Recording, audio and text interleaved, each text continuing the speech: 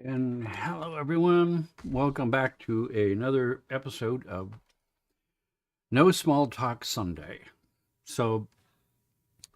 It's been another remarkable couple of weeks.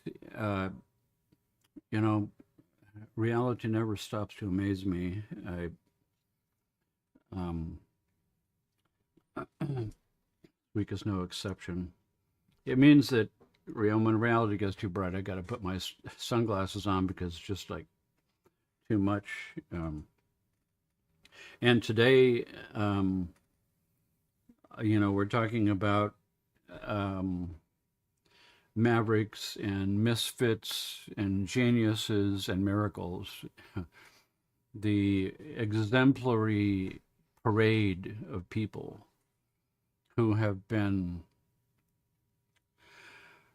conduits for remarkable information coming from God knows where, another dimension, the heart of the universe.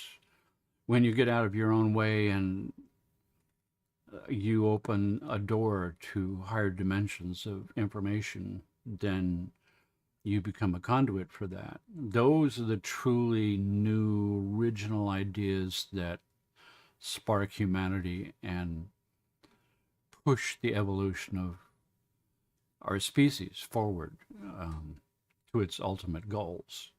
It's the reason why today I've got my Einstein hat.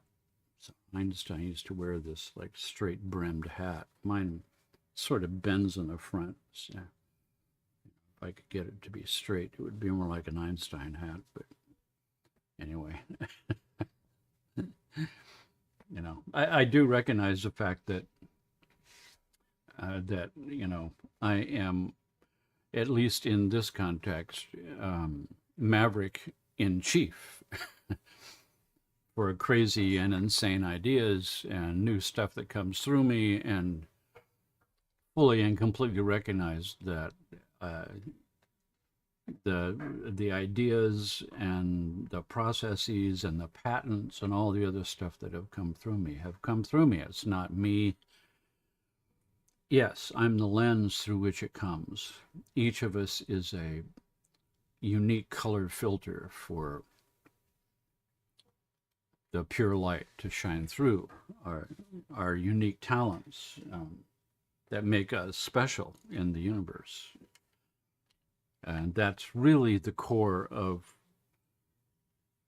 what today is all about. It's a celebration of the magnificence and the uniqueness of each of us, that buried in the DNA of each one of us is a unique filter that reality has created for a highly specific purpose, which only you can achieve. If you decide to step into that path and put on that mantle and accept that job application from the universe at large, there is a tailor-made job just for you that the universe has created you for. And you have to find it. You have to find your way there. You have to find your way there through all of the stuff that happens to you and all the things in your story that are obstacles in the path, and different things that pull you away, different things that convince you that you're not special enough and that you're just ordinary, and on and on, on and on, to eventually arrive at the fact that all the universe really wants from any of us is to open ourselves to the universe at large and reveal who we are. This is me. This is what I do. This is what I do best. Take it or leave it. You don't like it, go someplace else. At one point in my life, it became, I don't have time for the people in my life that aren't here to contribute, that aren't part of the plan, that aren't here to further. I have the right to fire people out of my space and to open my space for the people that give me juice, that help my job, co-workers on the giant plan. That's what we sort of each need to come to. But in the past, there have been great luminaries who have been the true mavericks of the world, who pursued the path of their life under great obstacles. Some at the cost of their lives. So this is a celebration of those. And before I even begin, I have to call upon the gods to please forgive me for all of the incredibly important people that I have left out, because there's just not room. And when I started getting into this, I started to realize that this is way bigger than me, that I've stepped into a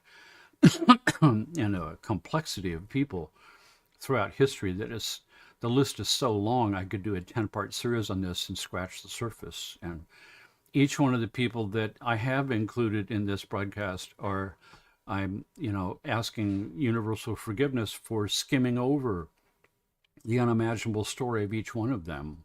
That could in itself be a 10-part series. I'll make a mention of Tesla, for God's sake. That requires a whole 10-part series on Tesla and what he was doing. And, so, and in the meantime, I'm celebrating this because new things have come into focus in my life. Brand new territory has revealed itself to me that I am now pursuing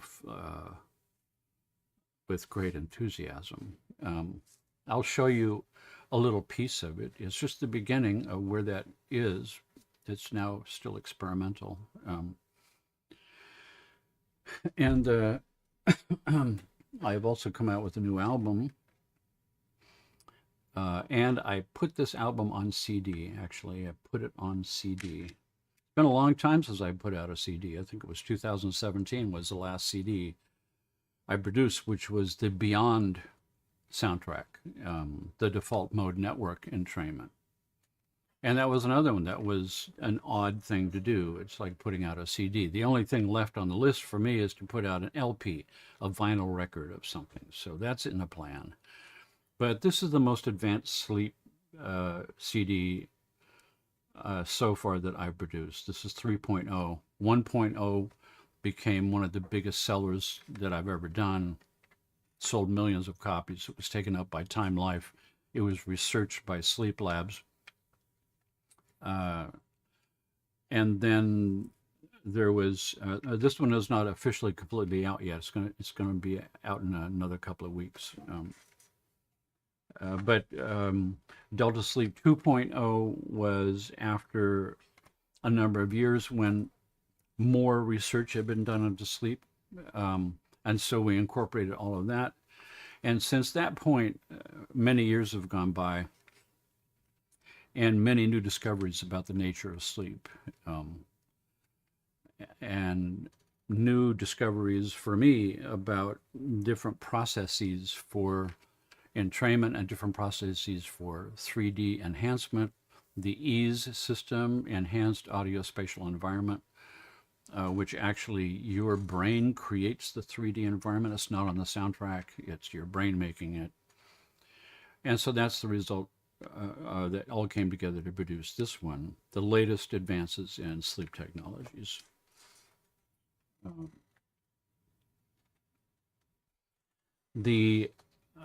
When we talk about this whole concept of Mavericks and Miracles, so many people come to mind. It became a triage for me. Who am I going to choose, for God's sake? And it's always going to fall short. So I just took the top representative examples that I could come up with in the short amount of time that I have to produce these live streams. And we start back with, let's say, Galileo, back in 1500s, 1600s. This guy is the father of modern science. I mean, flippin' believable. He revolutionized astronomy, which was in its absolute infancy at that time. Looking at the stars, doing mathematical calculations, realizing that the belief about how the universe was put together up to that point was wrong. With a shock, he realized that the Earth is not the center of the universe or everything going around the Earth, which what it sort of appears to be when you're standing on Earth. Things are moving around you. But no, he realized, no, the Earth is revolving around something else, the sun. It's the other way around. The sun's not going around the Earth is going around the sun. And the sun is going around, the center of the galaxy. And the galaxy is moving around the center of some larger structures in the universe. This was a whole new concept of how the universe was put together, called heliocentrism. Helio meaning the sun. Things are orbiting around the sun in our solar system. And the sun is orbiting around a larger sort of sun, a black hole at the center of the galaxy. And on and on. It was a completely new perspective. And, of course, that got him in big time trouble with the church. Because, heliocentrism was a direct challenge to the magnificence and sort of the kinghood of humanity as being, the divine, where God, out of the entire universe, sent his only begotten Son to this planet as the center of the universe. And so, of course, everything rotates around this. But to come up with an idea that that's not so sort of knocks the whole thing off of its throne and challenges the church's edicts directly. And the church could have none of it. This is blasphemy. This is, and he was put on trial, persecuted by the church for his ideas of heliocentrism. And he was, directed by the church to renounce his ideas under threat of torture and possible threat of being burned at the stake. This is, one of the central problems with, autocratic theocracy, where theocracy and government become one. That's a very dangerous place to be. We've been there before. We don't want to go there again. And so what did he do? He produced a document, this treatise, which flew in the face of, it was a direct assault on the church and the Pope. It was sort of blowing them off.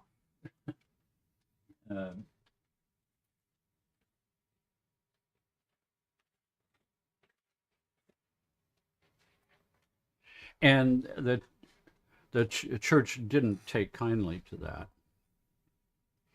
I mean, this was his response to that, is that, this is just the way things are. So, you can't make up the truth just because you're in power.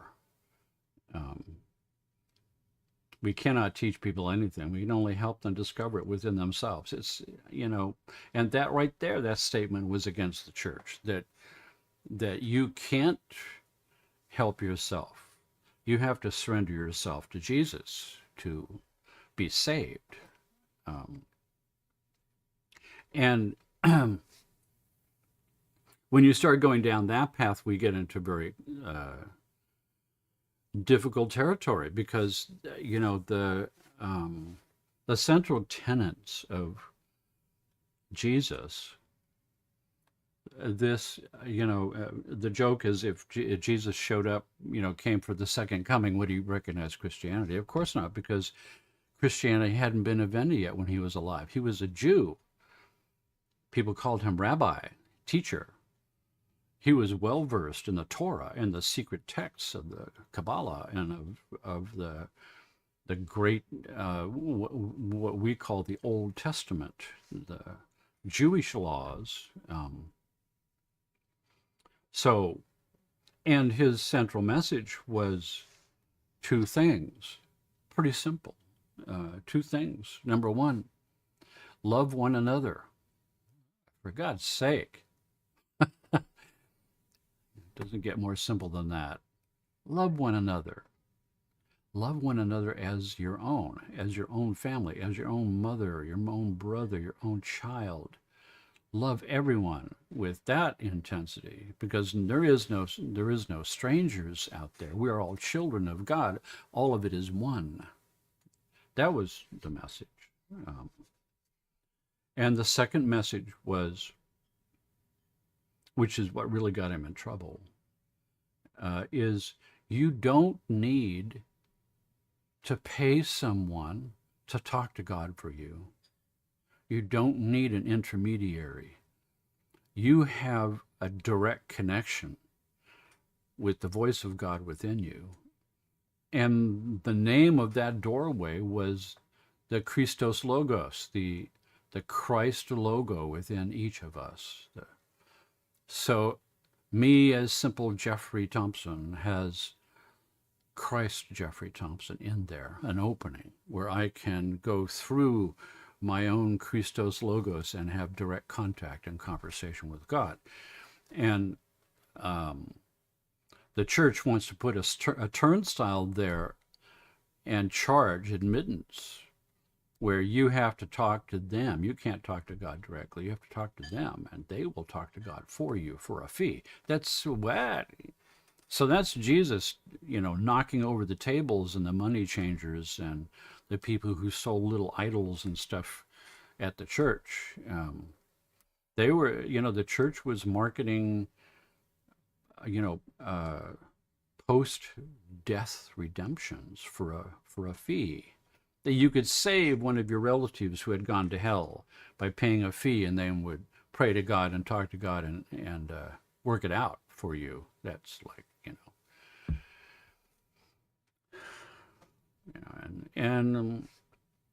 and what's the result? What's the result of a whole religion that grows up around the teachings of Jesus, which now is in great turmoil?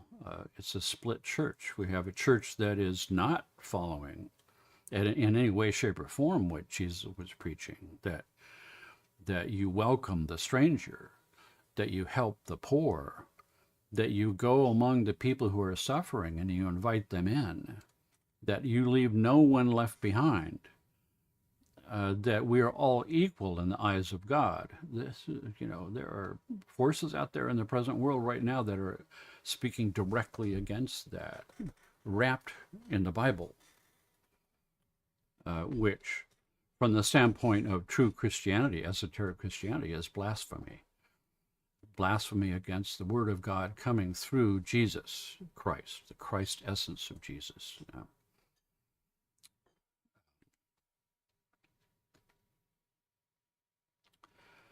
And here we go. I mean, Nikola Tesla, for God's sake. This guy was a true, unimaginable genius.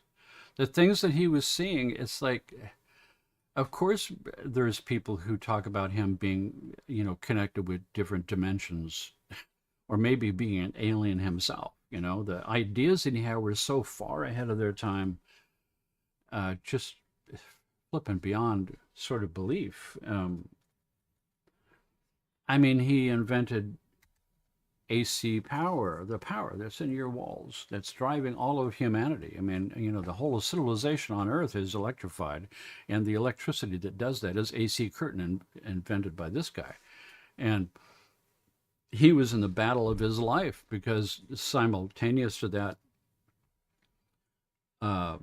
was, his biggest rival,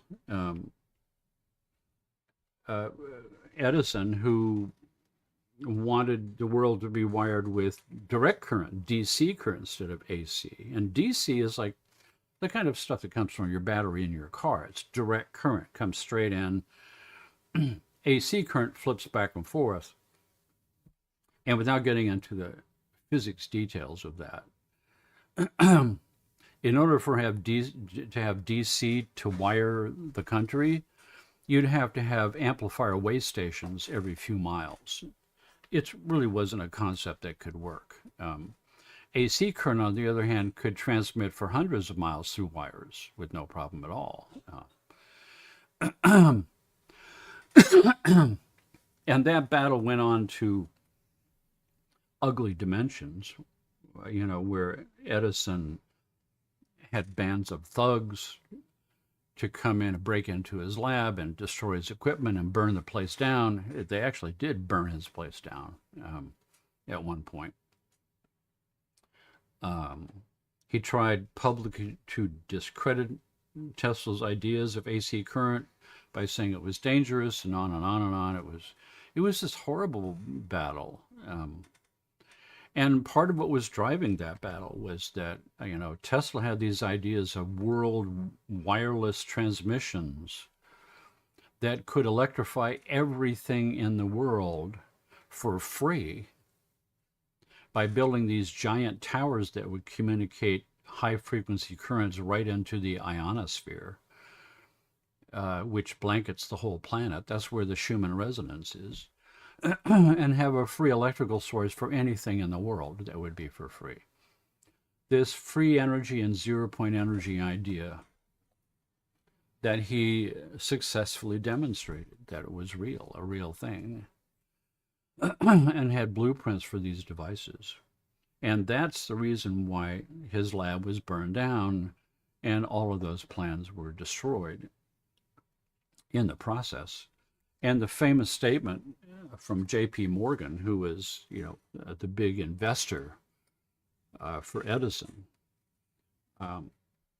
was, free energy. Where are we supposed to put the meter?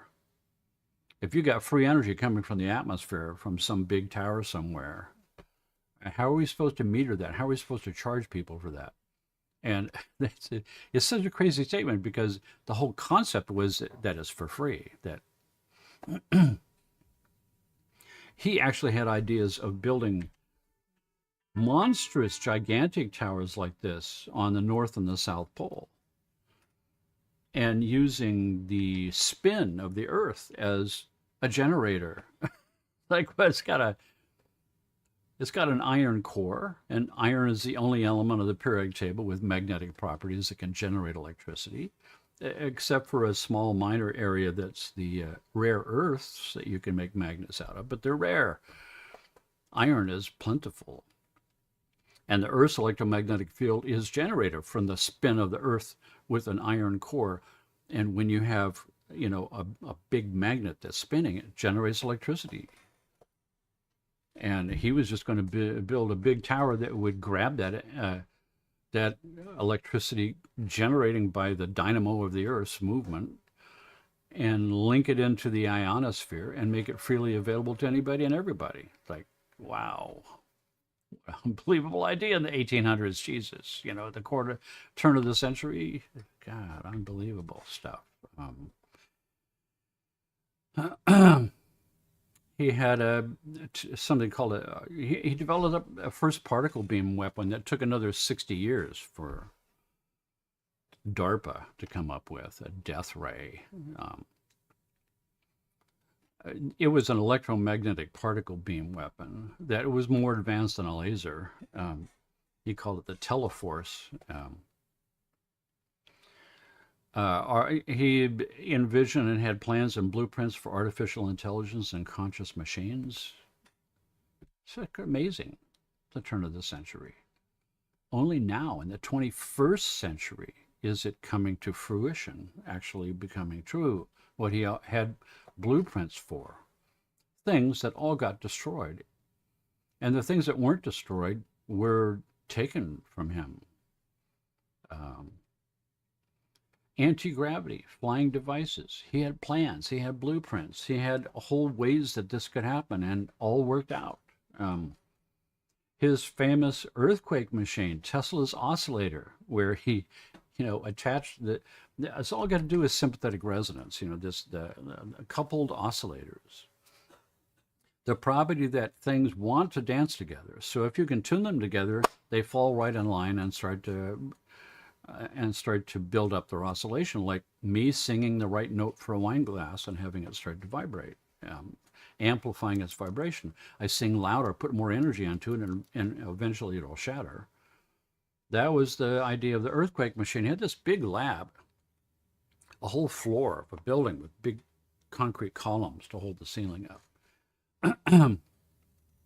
And he attached his resonance generator to one of those columns and started tuning it to the frequency for the column, and broke all the windows in the building, and then started breaking windows in buildings around, because he was causing a resonance that was resonating through the ground into other buildings that had similar cement columns, until the cops busted his door down. Unbelievable stuff. Until finally the FBI got involved and broke his doors down and stole all of his equipment and all of his paperwork and all of his stuff. He seized it. They seized it all and made it a top secret. They just took it all. His ideas were way far beyond, because not only were they far beyond, but they were flipping free. They were free. His vision of what civilization could be, that we could all have free access to, free energy at our disposals, and that would free us all up to, would be no need for poverty anymore, that the whole concept of somebody being wealthy and somebody being poor would be completely eradicated. Well, the people in power with a lot of money couldn't stand for that. And those people go into government for more power and more money. And that's the people who govern, the police forces of the world, like the FBI. All they do is make an edict. The FBI goes and arrests somebody and steals all their stuff and hides it away, so nobody can ever see it again. And when that went down, his friends and his family members who saw this coming, who were trying to warn him, they started pulling as much as they could out. They pulled documents and papers and notebooks and plans and various devices and hid them away. So when the FBI came and took all of his equipment and squirreled it away somewhere, some remained. And some of that, in the end, he died in abject poverty, alone, living in a hotel room, number 3327, the Nikola Tesla room, where he spent the rest of his lives until he died. Alone and in poverty. Ruined for the ideas that the world could be a better place and that there doesn't need to be the rich and the poor. Anyway, yeah. Little hotel in New York. And I had my own experiences with Tesla's high-frequency currents. The high-frequency current therapy was used for healing and was taught in hospitals until the purges in the 1920s, because of similar big-time backers like the Rockefellers and the Carnegie Mellons, and who were backing the racehorse of the allopathic approach of selling drugs and surgery. As a business model, the best business model would be a recurring product to sell somebody, a pill. And not just a pill you can buy off the shelf, but put somebody in a white lab coat and give it a multi-million-dollar stage set of a hospital. And now the pill is worth more. It has to be prescribed. You have to beg for it. You have to, it's a psychological re-engineering of a product. So, and then if you can get everybody in the world to be taking your product for the rest of their lives, now you've got a business model. That's a multi-trillion-dollar a year business. And what the pill is doing is not curing anybody of anything. What it's doing is silencing the symptoms so you feel more comfortable as you get worse. Now, it's not all that bad. There have been great advances in modern medical science for all kinds of different conditions to add extra lives, extra years to your life with cancers and stuff like that. Yeah, but it's not treating the cause of cancer. It's artificially suppressing the cancer so you can live longer and stuff like that, but it's not making it go away. It's not making the reason why it's there go away. So you might have a complete remission of cancer, but you know, on the bell curve, 80-90% of the people have it back in 5 years because you didn't find out why it was there, which is a very complex thing under the hood. So when I was in the 70s, I was part of a mystery school in New York State, Gurdjieff Mystery School. I think I mentioned that before. And my wife had screwed up her knee and was having a hard time walking. It wasn't getting any better. And so everybody in the group is going, go see Dr. Rieger. He's in New York City. He does this special kind of electromagnetic something and just does miracles with other people that we know. So I took her there. Dr. Rieger, 95 years old, in an apartment in Lexington Avenue in New York City, up on the 10th floor. And we go up to the 10th floor, and his living room is his waiting room, and it's jam-packed with people. And we're thinking, oh, God, we're going to be here for the rest of the day. And 5 minutes later, he comes running out. He's in a gray suit. He's got brown hair. He's 95 years old, brown hair. And he's got a couple of people, ushers them out, grabs a couple of people, brings them back 5 minutes, 10 minutes later, they're back out, and the next people are coming through. All of a sudden, I realized this isn't going to be so bad after all. When he brings us back, he's got a big room, and in that room is another room made of 2x4s with chicken wire. It's a Faraday cage. A Faraday cage stops electromagnetic fields and traps them in the cage so they can't get out. To disturb radio or television or anything else that's electromagnetic out there in the world. So it was, you know, chicken wire on the floor and on the ceiling, on the walls, and a chicken wire door. Inside was a big machine. Stood about 5 feet tall. A big machine. Looked like it was from the 1800s. Made of oak. Made of walnut or something. And it had big dials on it, like from a Frankenstein movie. And had two big, thick cables coming across the floor to a chair. And the chair was made of oak, and it was arms. It had arms. It was a big, heavy chair. It looked like the kind of chair that you would see in a electric chair in a penitentiary. Had two steel balls fastened to the two arms, and those balls were the ones that the wires went to. And there was a rubber mat on the floor, and he wanted my wife to sit in this chair and put her hands on these balls. And he said, don't let go or you'll get a spark.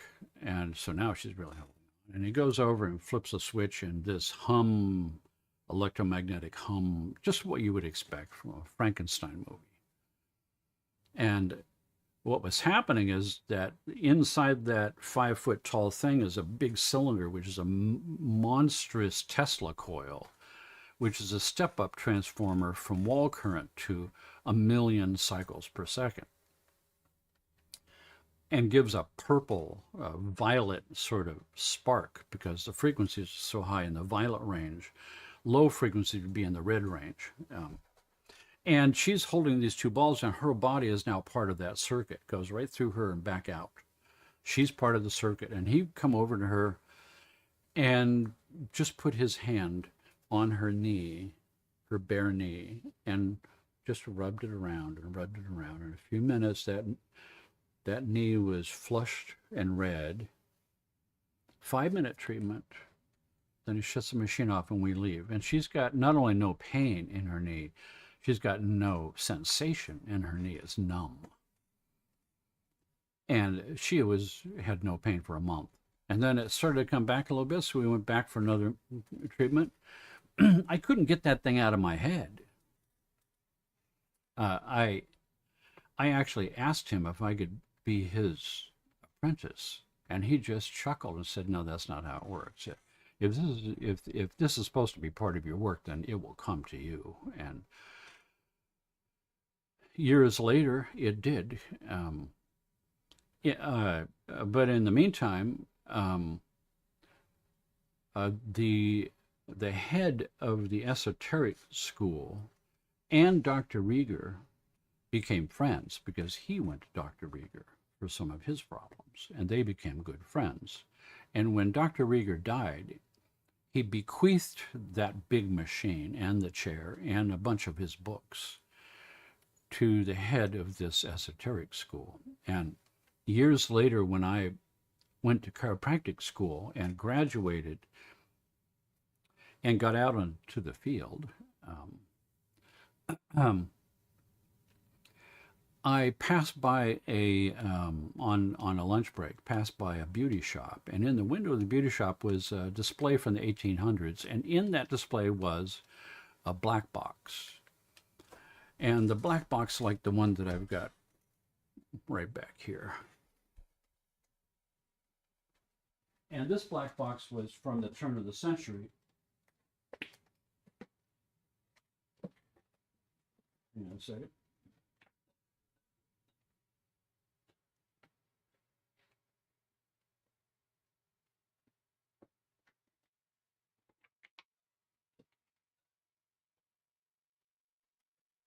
I have it plugged in. This is a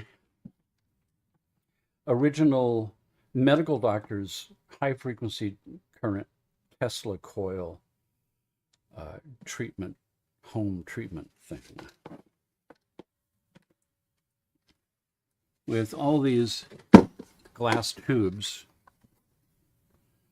And these are vacuum tubes that attract the electricity from the Tesla coil, which is this thing,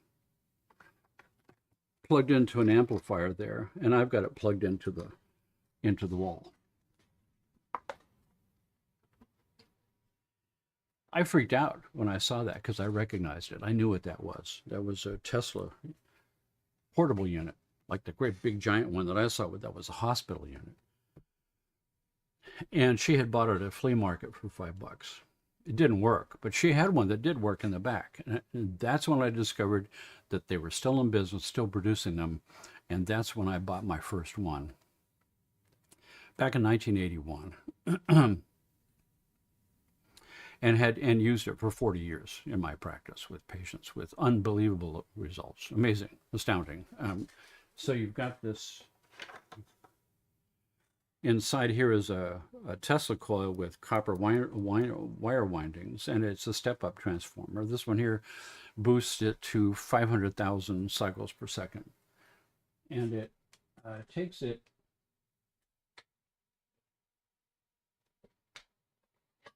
into a tube, a glass-blown tube. Now this one has got a metal piece inside, so it's much more powerful spark.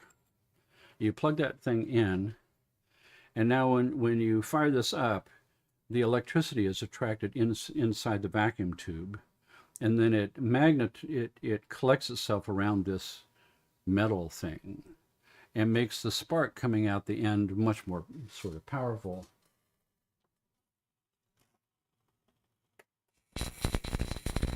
Whoa. So if we get it too close to the computer, then it will shut it off.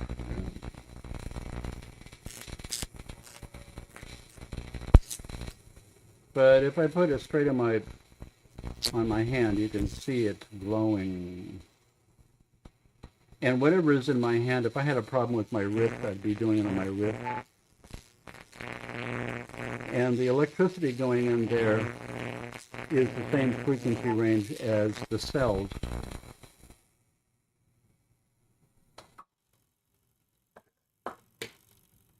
And there's a heavy smell of ozone in the air because it's stripping the electrons off the shells of the air molecules. But there was different types of shapes. This would be the one for the wrist, or for a knee, or for the thyroid, or whatever.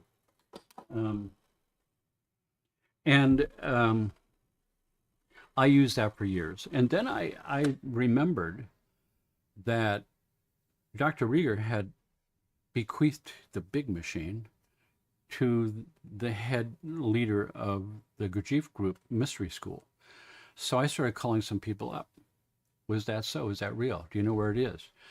Yeah, it's down in the basement underneath Mr. Nyland's house. Mr. Nyland was the leader. This is Mr. Nyland. This was my spiritual mentor for many years. Wilhelm Nyland. One of Gurdjieff's pupils. It was under his house, Firefly House, in the basement. So I climbed on a plane from California, flew back to New York, gathered a bunch of my buddies together, an electrician and this and that, and we all went off to the basement and dug around and found that big machine. And also, I found the books. These were the original medical textbooks of Tesla's high-frequency currents taught in Loyola University Medical School in Chicago for 30 years. And I got photocopies of those books. Photocopies. And in those photocopies, was also in that big machine, inside of it were the blueprints and an instruction manual for the machine that had blueprint pictures.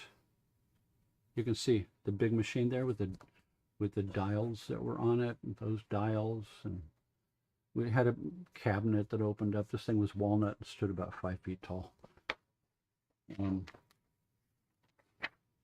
Had the wiring diagram, how to make one. Amazing stuff.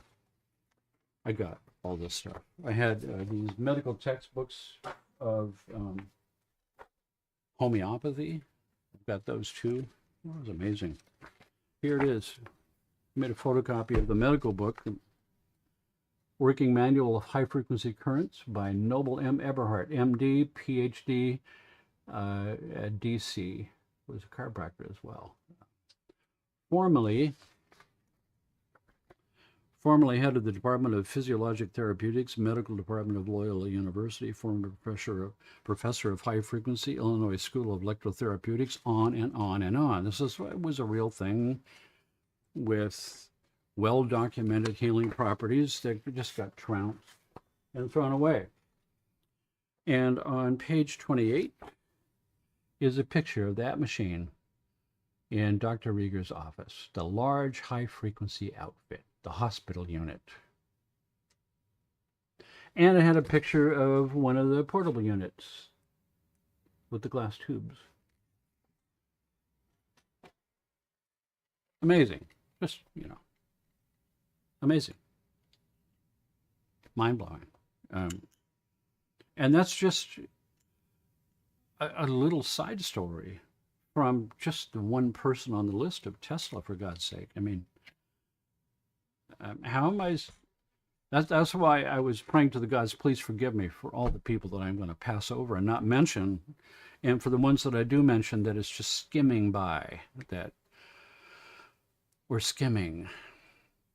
Tesla, if you want to find the secrets of the universe, think in terms of energy, frequency, and vibration. Yep, Oh, yeah. It's the business that I'm in. Frequency and vibration, brain entrainment, sound waves, light frequencies, electromagnetic frequencies. The more you can align those all together, the more powerful the whole system becomes. Get my focus back here. Yeah, it's... if you want to find the secrets of the universe, think in terms of energy, frequency, and vibration. Damn. Wow. Well, let's go to 1548 to 1600 is Giordano Bruno. Now, this guy, good God, I mean, here we go, again. Proposed an infinite universe and multiple worlds with beings living on all those worlds. Now, that was just as blasphemous. That was more blasphemous than Galileo. And he was put to trial by the Inquisition and burned at the stake for his ideas. He wouldn't recount. He stood for the truth, and he would not recount the truth, and he was burned at the stake for it. No wonder the aliens don't want to land here. It's a very dangerous place to speak the truth, to come up with brand new ideas that rattle the cage, where the cage is in place for power and control and money. Dangerous business, speaking the truth. And one of his quotes, innumerable suns exist. Innumerable Earths revolve around these suns in a manner similar to the way the 7 planets revolve around our sun. Living beings inhabit these worlds. This is the stuff of blasphemy against the church.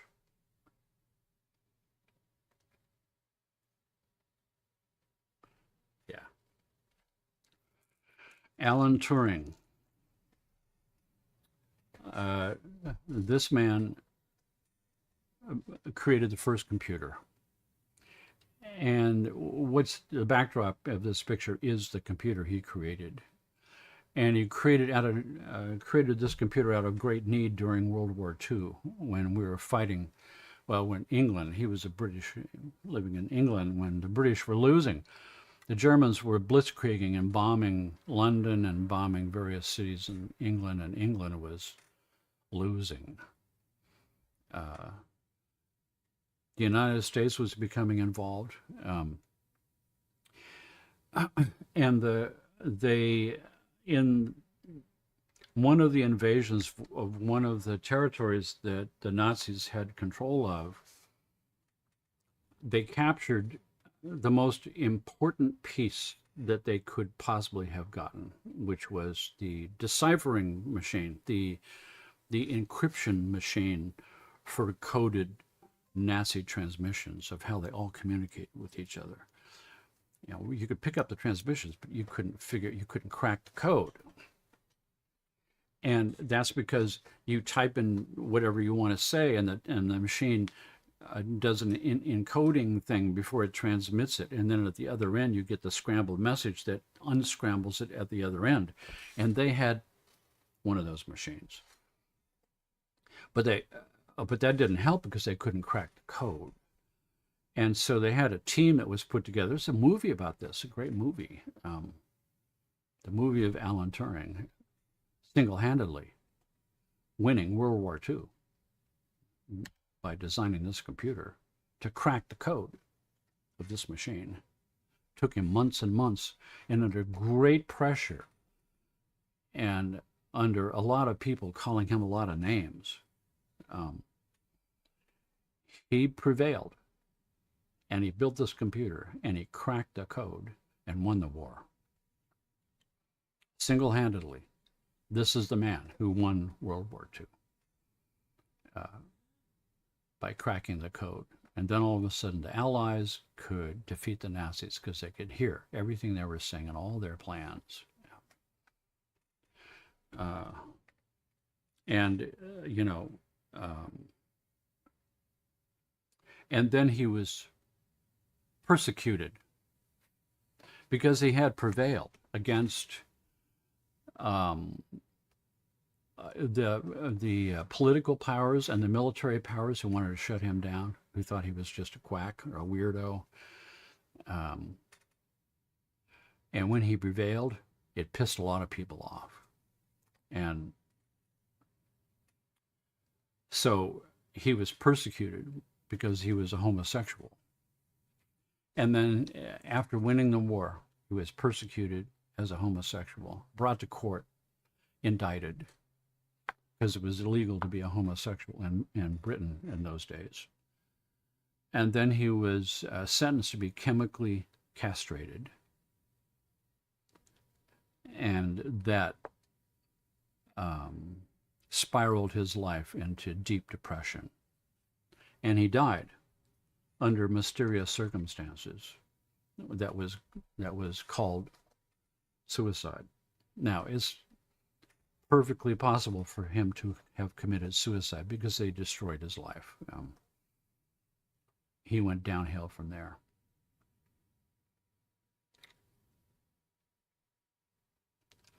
Sometimes it is the people no one imagines anything of who do the things that no one can imagine. That's you and me. That's anybody. Each one of us has a door to the infinite. We all have the white light that shines through the colored filters of our soul. Shines a very specific pattern and color that is us, a job that only we can do. And when we do that job, the universe rewards us greatly. Some people have a cross to bear, and they prevail anyhow. They've come, they did their job at whatever cost it was, but they didn't shy away from the job because it was the job they're here to do. The lesson is that you prevail no matter what, that you push forward.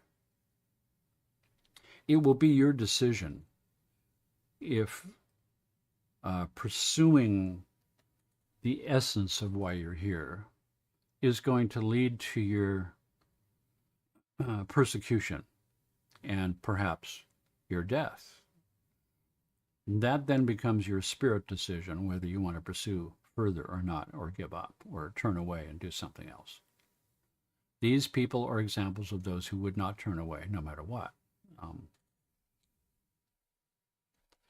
Driven. Then there was this guy, Dr. Wilhelm Reich, a psychologist, who is very famous in his day and taught at medical school. Advanced ideas about health and disease and psychological health and disease. And he was another one of those crazy mavericks with very odd ideas that were coming through him. The main ideas that got him in big trouble was the concept of taking on the idea that there was something that he called sexual armoring in society, that for society to demonize and to make dirty and bad and ugly and sinful the most powerful basic drive of all creatures, the drive for reproduction and sex. And in human beings, the drive for sex and intimacy and love are all wrapped up together. And the things of the heart and love that involve sex cannot be denied. They're not rational. They're from underneath somewhere. The drive for love and intimacy. When you put something in the way of that and you try to control it and you try to market it, particularly like what the church was doing, that's called original sin, that it's a sinful thing to feel impulses of sexual desire for another person. that is getting into the most dangerous territory that you can possibly get into, because that causes sickness and disease and psychological damage. And there's something profoundly off and bad about that. And that's what he was pointing out, but he was pointing it out too early for his times. You don't point out that in a puritanical society that's governed by the church. You back in the days when he was pointing all this stuff, remember, this was a first. The other big luminary who pulled it off successfully was Sigmund Freud. And everything is a phallic symbol, and everything is based on, suppression of sexual desire. But he was the first. And he developed these devices called the orgone accumulator box. And orgone energy was this powerful universal energy that comes through the body that drives the sexual impulse. And that sacred electromagnetic substance courses up through your chakras and up the spine into the crown chakra. I mean, that's that whole business of what that is. The energy that's coming up through your chakras is sexual energy. In the esoteric traditions brought back from sacred chief, it was called exuari. Exuari was the sacred substance that in the lower chakras drove the sexual desire, and in the higher chakras opened up the door to the infinite. The divine ecstasy is one end of the pole of the ecstasy of orgasm at the other end of the pole. And to block that, or to have society block that with certain things you're not supposed to do, or to make it look bad or dirty or ugly or something like that, was in his opinion one of the major causes of disease. And his creation of these orgone accumulator boxes that you would sit in that had 5 layers of special materials here that would close the door, and you would sit in this box for 20 minutes or an hour, just you in a dark box alone. And nobody knew exactly what the heck was going on there. It looked like quackery.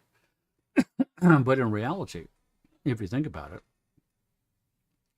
this is a Faraday box. This is a closed container. When you close this door, the materials of this box are shielding you from all electromagnetic fields, but all the electromagnetic fields in your body, which is just about everything in your system, nerve transmissions of ions moving down the nerve network throughout your body that goes all the way down to a teledendria microscopic level. The blood coursing through your veins is iron particles in motion, which creates electrical fields around your body. The chi moving through the meridians is electricity in motion, which creates a magnetic field at right angles. I mean, all of this stuff, the biochemistry is positive and negative charges, acid and alkaline. All of this is electromagnetic. And you're in a small box like that where your electromagnetic fields, I mean, your heart field extends 6 feet out. Well, this is like 1 foot. So that means that all of these fields are bouncing off these walls. They can't get out. They're bouncing back into you. That is a feedback box, that your electromagnetic fields are bouncing back into your system and linking back in with themselves and amplifying themselves like a wine glass. That's what he was up to. He had this device over here that, he believed could influence weather patterns by bouncing accumulated electromagnetic energy into the ionosphere, and other kind of sort of crazy madcap ideas that everybody thought he was a nutcase, but he was a psychiatrist. So he wasn't a slouch. He was no slouch. Every seemingly arbitrary destructive action is a reaction of the organism to the frustration of a gratification of a vital need, especially of a sexual need. Once we open up to the flow of energy within our body, we can also open up to the flow of energy in the universe. This guy was ahead of his time. And he was persecuted, and, he was imprisoned by the U.S. government. His books were burned. His lab was destroyed. Families and friends and colleagues got wind of what was about to happen and went in and grabbed as much as they could. That's why we have something of the work of Wilhelm Reich, who wrote a couple of books. Then there's this guy, Royal Raymond Rife, for God's sake, who developed the world's most sophisticated microscope. And, back when he was creating this microscope and using vibrational energy fields to cure different diseases, he, back in the 30s, for God's sake, where he was able to use this microscope to see bacteria and see viruses. And it wasn't until decades later that with the electron microscope, they could start to see viruses. So this whole thing was poo-pooed, and he was looking at these cells like cancer cells under his microscope, and then tuning vibrational frequencies until he shattered the wine glass. So he started coming up with all these different specific frequencies for different things, for bacteria of different types, and for parasites of different types, and for cancer cells of different types, and experimenting to find out what frequencies shattered these cells or killed the viruses or killed the bacteria, and was having incredible success with all kinds of different diseases. But because he was taking on cancer, then the big boys came online to destroy him. And he was right here in San Diego, where I am. Dread disease germs destroyed by rays, claims of a San Diego scientist. Cancer blow seen after 18-year toil by Rife. So he was curing all kinds of different diseases, and he had these devices that would produce these highly specific sound waves that would go through a special device, very similar to the blown glass Tesla blown glass devices, except his were filled with noble gases, which is another discussion. The only inert gases on the periodic table, the enlightened ones. One that goes with each chakra. And that would broadcast these vibrational sound waves as electromagnetic waves and destroy the cancer cells. He had protocols for that.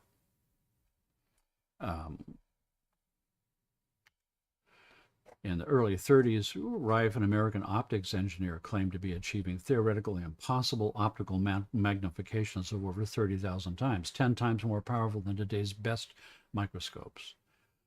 Soon after, he announced that he could destroy bacteria by blasting them with electromagnetic waves oscillating at specific frequencies. According to supporters, he cured significant numbers of people infected with a number of common but dangerous infections: typhoid, salmonella, influenza. Controversial claim was the device could kill virus-like organisms, which he dubbed BX, responsible for cancer.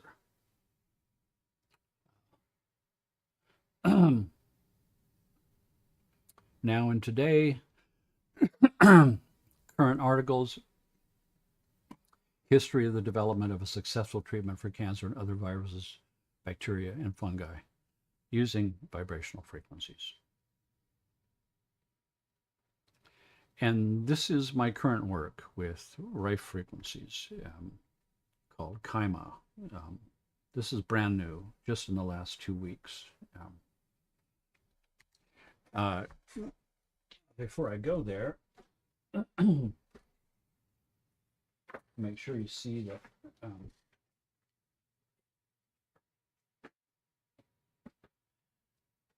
I have I have big, thick notebooks of photocopied pages from Rife's original work, frequency works, with lists of frequencies and protocols for different conditions.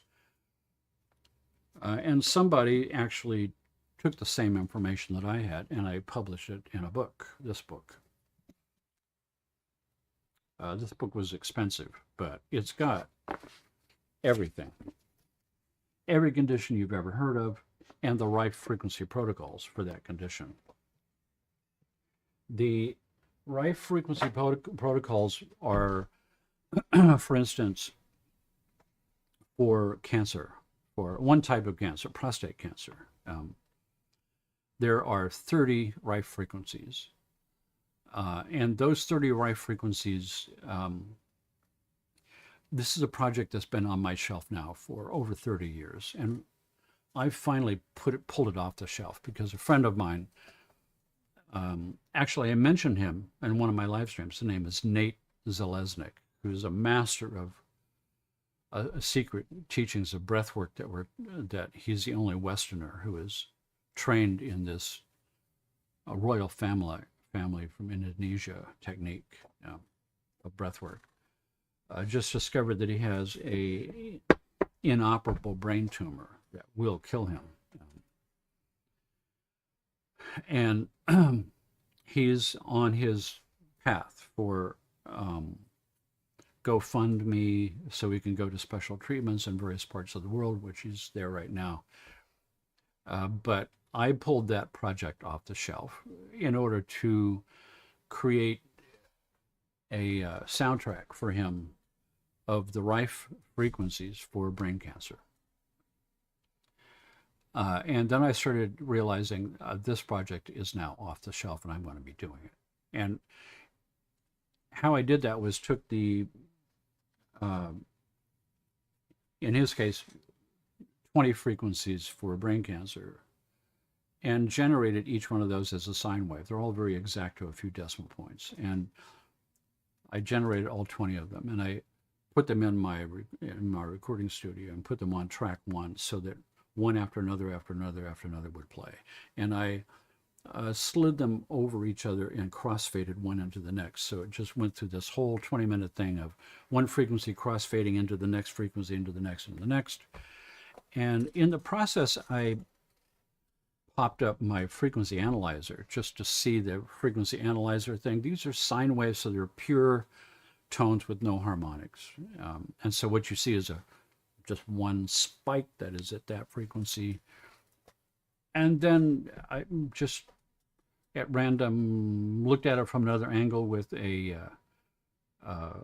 phase meter. Now there should not be any phase with the sine wave. And the phase meter is showing the phasing between a right-left speaker, so you don't get any phase canceling for an audio recording. You want to make sure that you get everything right so you don't screw some of the sounds up by having a phase cancel. So technically what should happen with a pure sine wave is just a straight diagonal line that shows it's a single frequency with no harmonics, and there's no interactions between the right and left. That is a phase zero. Pure tone with no harmonics. But that's not what I got. I got something that I can't explain. I got cosmic primary mathematical patterns spinning from these wave frequencies that I have no explanation for. And that's what I call kaima, which is the root word for what eventually became kymatics or cymatics. The fact that sound waves can show themselves through sand on a plate or water. But this is before that. This is the primary mathematics of the sound displayed electronically before you ever get to a plate with sound on it. This is way more primal. And there's something about these images that strike the deep unconscious mind. I'm going to pop up an example of what magnetized me to this when I was, so I'm going to pop up my recording studio software here, which you should now see. You should be able to see this. Yeah.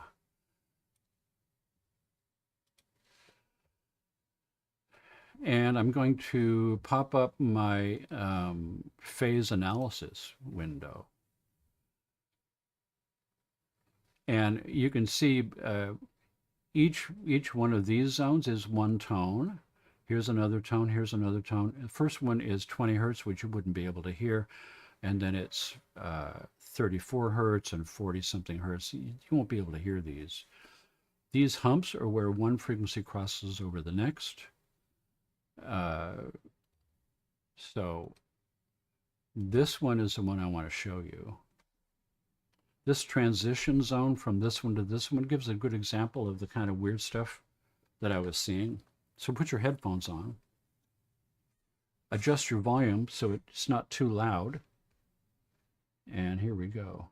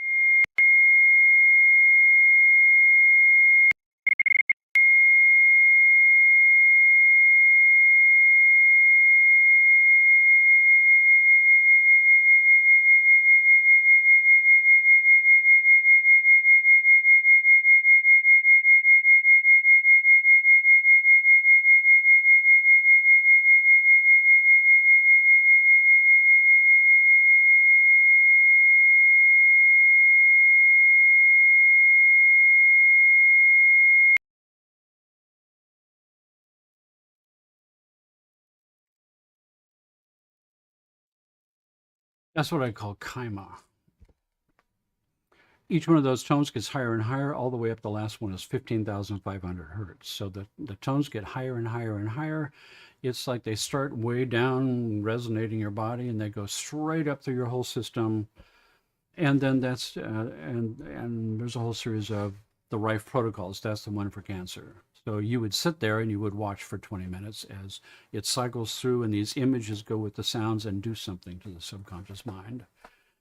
For biotuning is a whole new realm of biotuning, because now I can take the fundamental frequency that balances your nervous system, calculate all the octaves, and calculate all the harmonics from 20 to 20,000 hertz, and do a similar kaima pattern, where you step through every frequency and every harmonic third and fifth for your whole system, and run it from the root all the way out the top of your head. So I guess that qualifies me as one of the crazy, mavericks out there. Meantime, we go back to somebody like Socrates, for God's sake, where, we have, I don't know. I mean, it just keeps going, where, here's the founder of Western philosophy, for God's sake, executed by the Athenian state for corrupting the youth of the time with his ideas about the cosmos, his ideas about reality. I've covered him in a number of live streams in the past with the extent of his sort of mind-blowing ideas, which now we are discovering all of them to be true from quantum physicists about the nature of reality.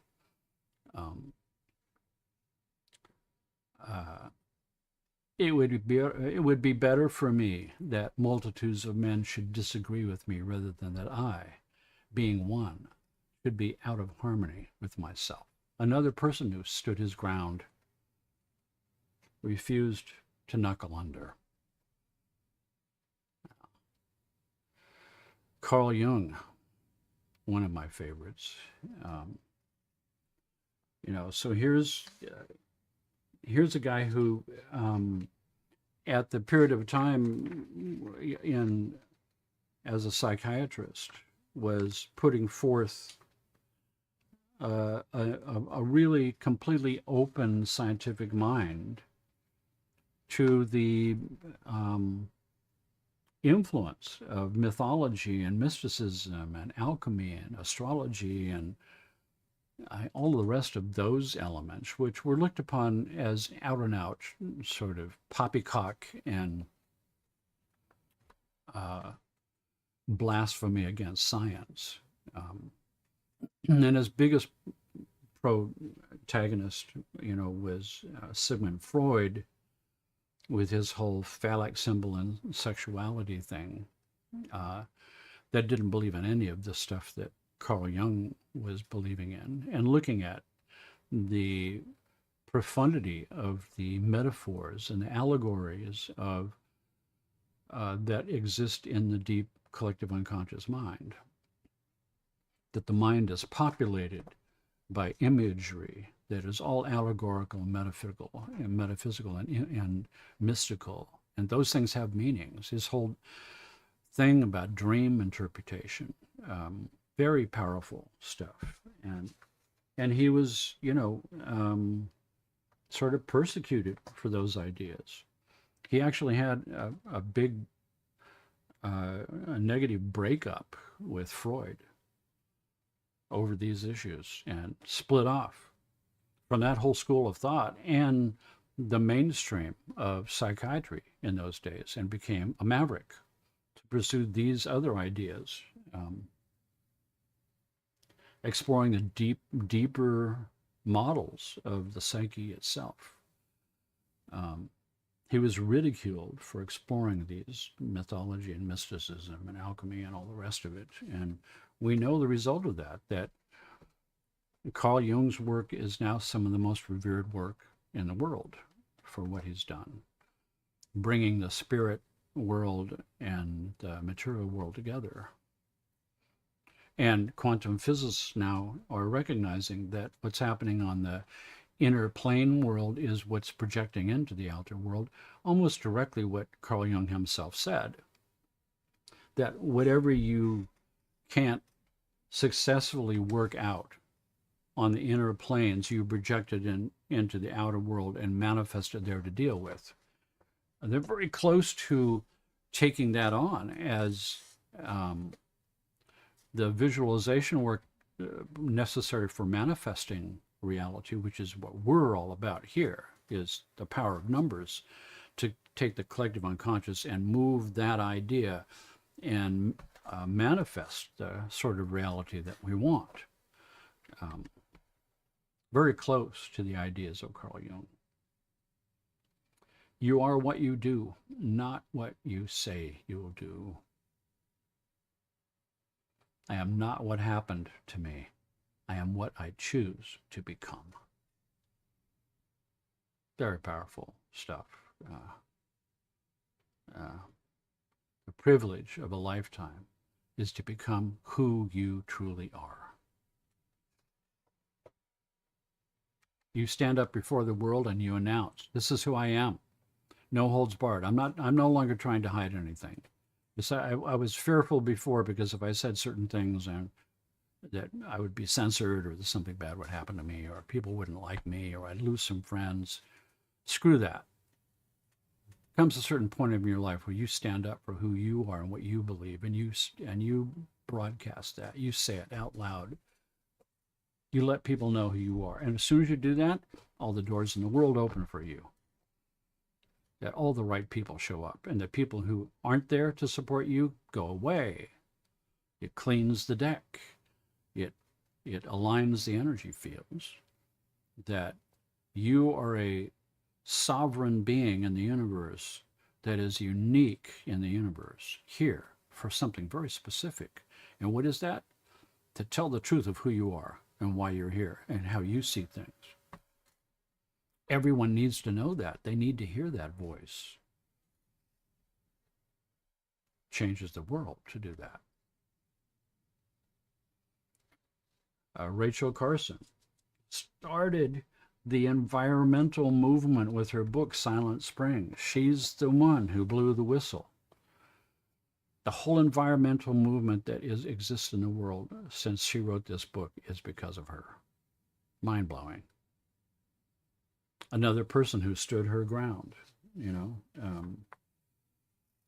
she ignited the whole environmental movement. And she was attacked by the chemical industry and dismissed as a hysterical. She was hounded. They spent millions of dollars to destroy her reputation and destroy her life. And to stop this truth from coming out, that the chemical industries of the world were destroying the planet, were destroying the biosphere. All started with her. The more clearly we can focus our attention on the wonders and realities of the universe about us, the less taste we shall have for destruction. Returning to the planet, returning to the earth, returning to your roots of symbiosis with the biome. Nelson Mandela, for God's sake, what am I even supposed to do? Where can I even start with this guy?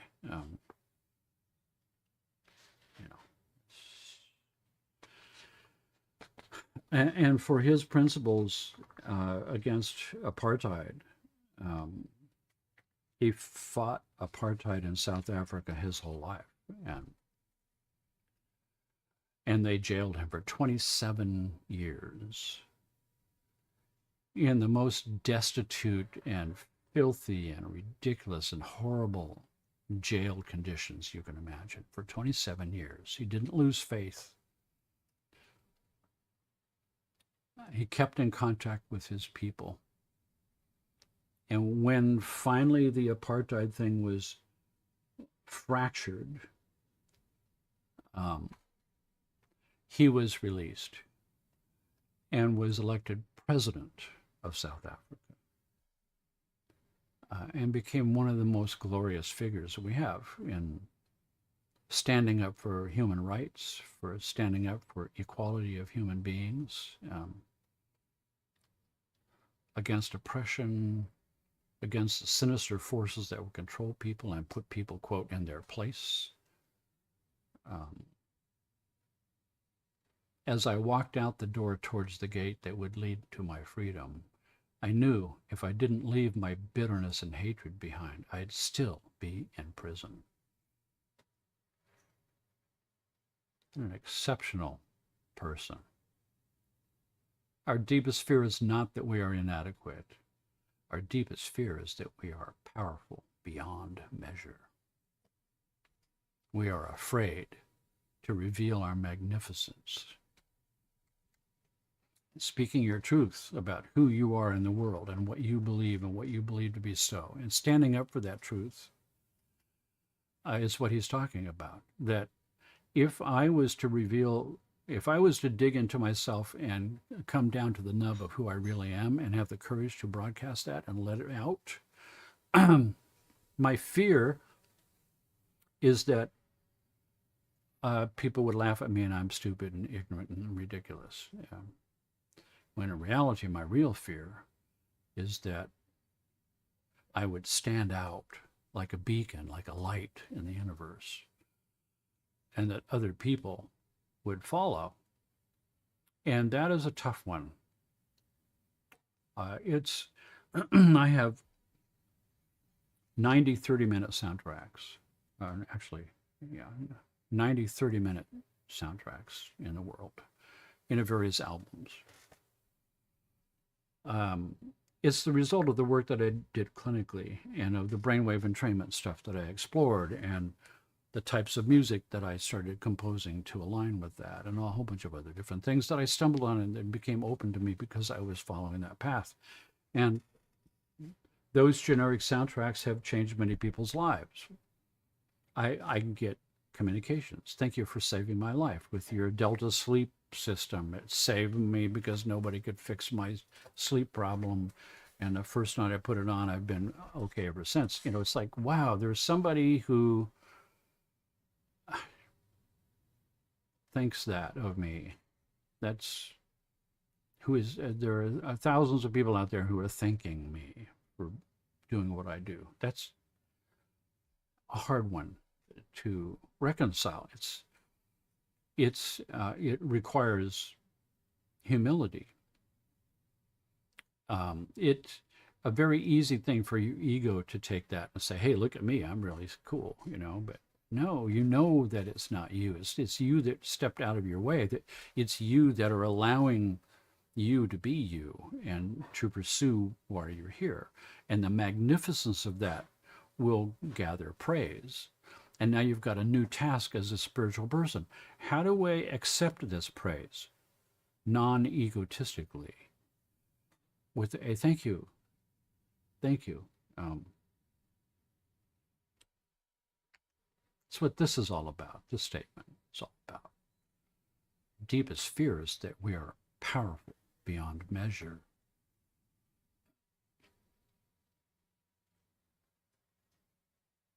Martin Luther King Jr., for God's sake.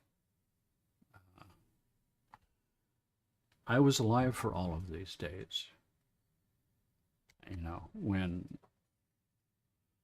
a renaissance of consciousness was exploding in the 60s, I was there.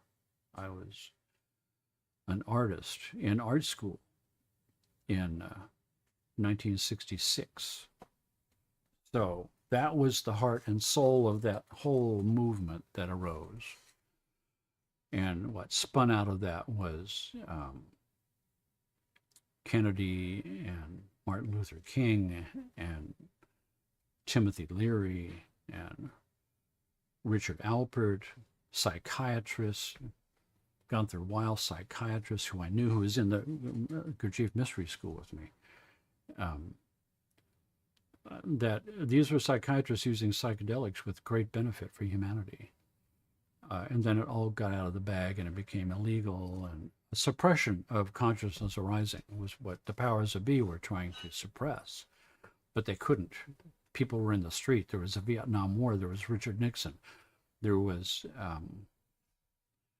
Whole Foods, Save the Planet, Love One Another, Make Love Not War. All of these movements parallel, all were exploding at the same time. Along with that was a civil rights movement with this guy, And the women's movement to be able to vote, all of it happening at the same time. And of course, the dark forces that could not allow this to happen and were losing the battle started turning to desperate measures. That was the famous Kent State assassination of students killed by rifle fire from the National Guard, shooting students on college campuses who were protesting against the war in Vietnam. The dark days of Richard Nixon. And then there was the assassination of John F. Kennedy, the President of the United States, because he was standing for all of this. And his brother, Bobby Kennedy, who stepped forward, who was a senator, and started running for President of the United States. And they killed him too. They assassinated him too, just the next year. And when all of this, the country is reeling from the assassination of the beloved John F. Kennedy and his brother Bobby, a big champion of civil rights. Then we get the famous speech on the Capitol Mall. I have a dream that one day this nation will rise up and live out the true meaning of its creed. We hold these truths to be self-evident, that all men are created equal. And that got him killed, assassinated. The dark forces couldn't allow this to happen. Only in the darkness can you see the stars.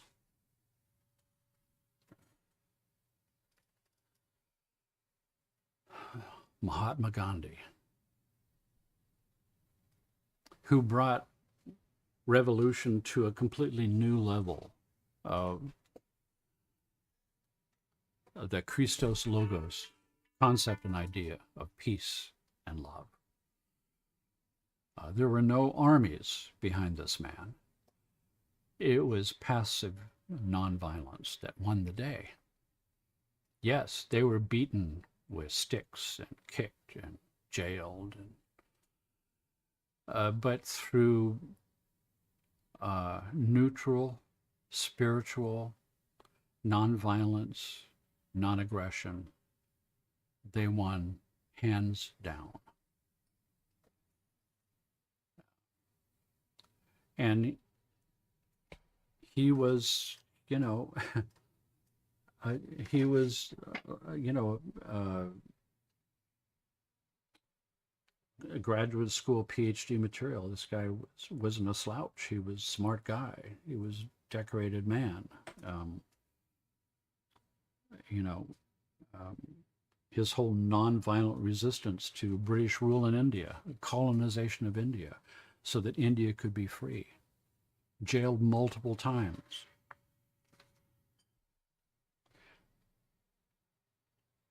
In a gentle way, you can shake the world, and it's true. It's what happened. You must be the change you wish to see in the world. You must be the change. As an example, millions followed this man in a nonviolent resistance to British rule that got him assassinated and killed. But he won the true purpose of his soul, being here on the planet. He accomplished his mission. And India became independent country. He won the day. And once again, asking forgiveness for all the ones that I have not mentioned and for skimming past the lives of the ones who have great meaning. We finally land on one, of course, that Jesus himself, one of the greatest examples of standing for the truth, no matter what, with no exemptions, giving no ground, no matter what the consequences, who founded the largest following on the planet.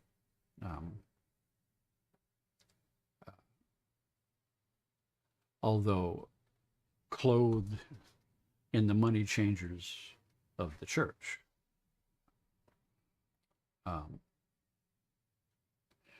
But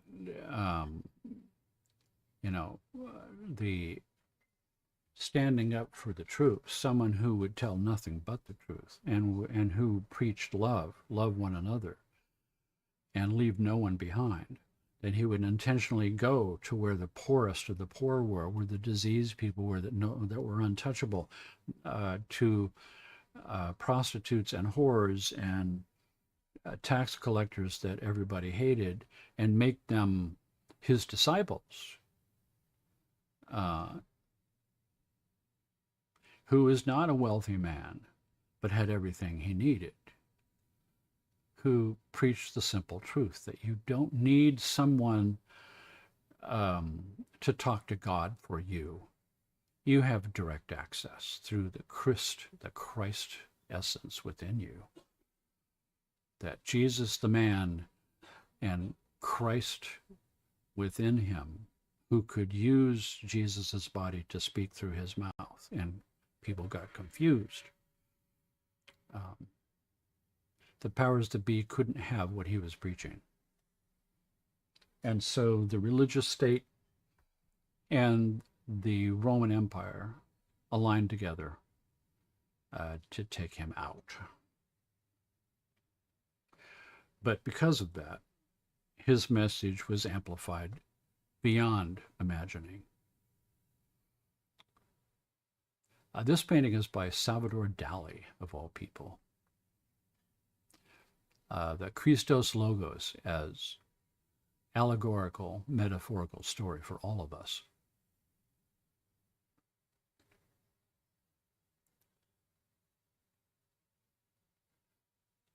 That you pursue the truth wherever it goes.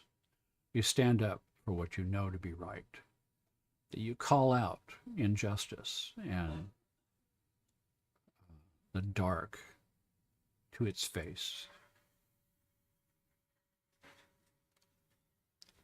And you walk your path like a spiritual warrior. And your reward is in heaven. And if it is for you that heaven descends itself into earth, that your example magnetizes other people and gives them permission to do the same, and it spreads like wildfire, and it changes reality itself to become what we are trying to accomplish here.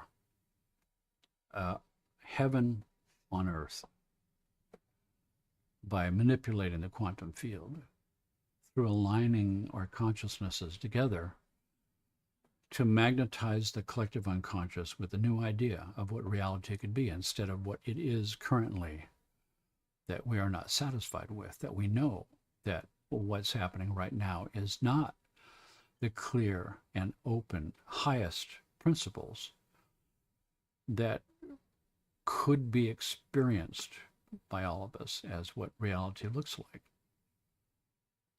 That's what we're looking for. That's why we're here. That's why we do this thing with headphones, on these broadcasts. Today is no exception.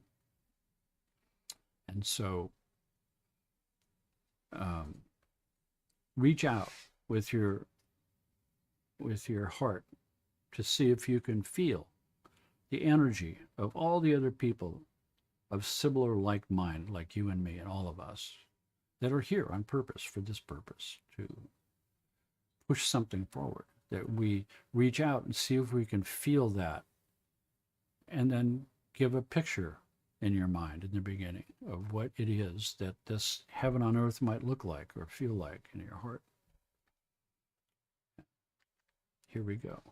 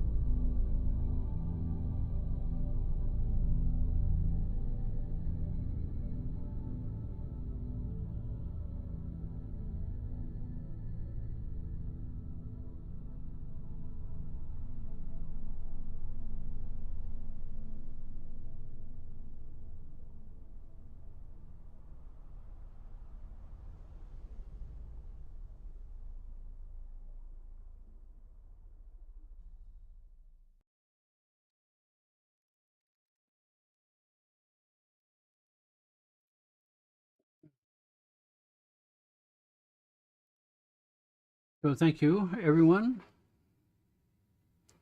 One final thing, this little guy is also something I've been playing around with recently. This is cheap, these things, like 30 or 40 bucks. It's, once again, it's got little buttons down here. It's 0, 1, 2, 3, 4, 5, 6, 7, 8, 9, decimal point. Set the frequency, and then OK, and then that frequency will play. And it will display the frequency in here, and you can display extremely low frequencies of 0 point something all the way up to, I think, 90,000 hertz or something incredible. You can plug in a like headphones or a speaker. I plug in a speaker, and you can hear the tones within 20 to 20,000 range. It's also broadcasting it through this this wire arrangement and circular wire diagram. It's broadcasting it, whether you have the sound playing or not, hooked into a speaker or not. You're broadcasting the vibrational frequencies as electromagnetic waves, and spins out at right angles scalar waves. So this is perfect for Rife frequencies. You can type in an exact Rife frequency of a few decimal points and have it play and influence your electromagnetic field, even if you don't plug it into a speaker. A very simple, easy way to do this, and it's called the Schumann wave signal generator. And that's ELETECHSUP.